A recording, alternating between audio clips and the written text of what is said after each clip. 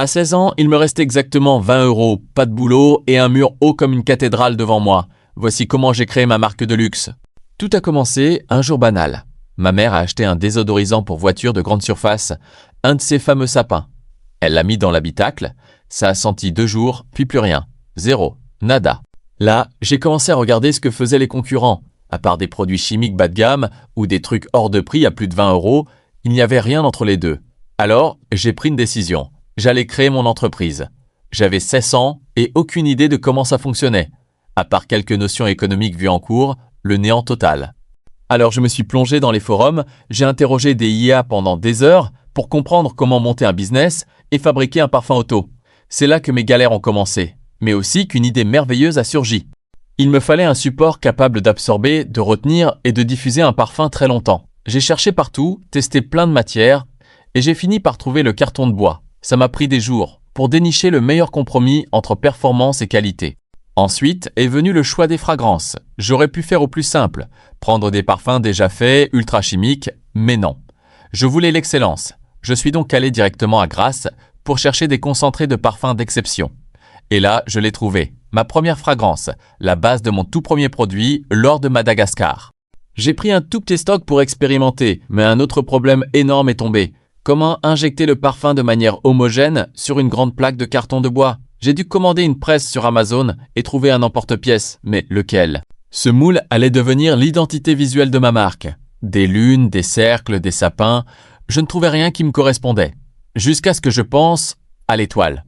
L'étoile, ça évoquait le voyage, le rêve, tout s'emboîtait.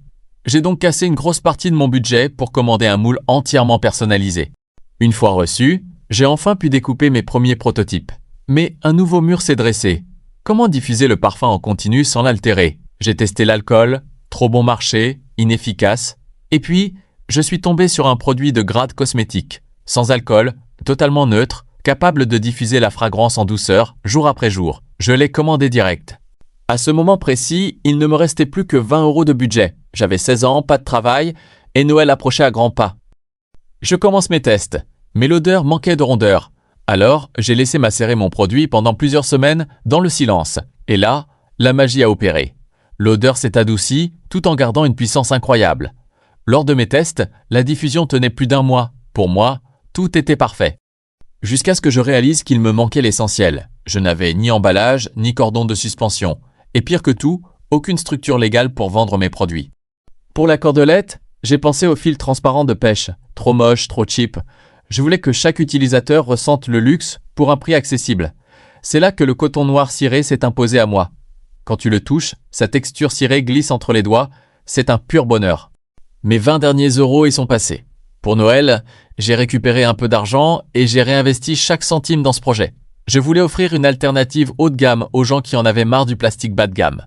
Avec toutes mes économies, un peu plus de 200 €, ma caisse respirait enfin. J'ai pu designer moi-même les packaging. Mon produit était prêt. Enfin, prêt à être vendu, jusqu'à ce qu'un mur, haut comme une cathédrale, ne se dresse droit devant moi, la structure juridique et les normes de l'Union européenne. Commente partie 2 pour la partie 2, et si tu veux me soutenir dans mon projet, passe sur mon shop en bio.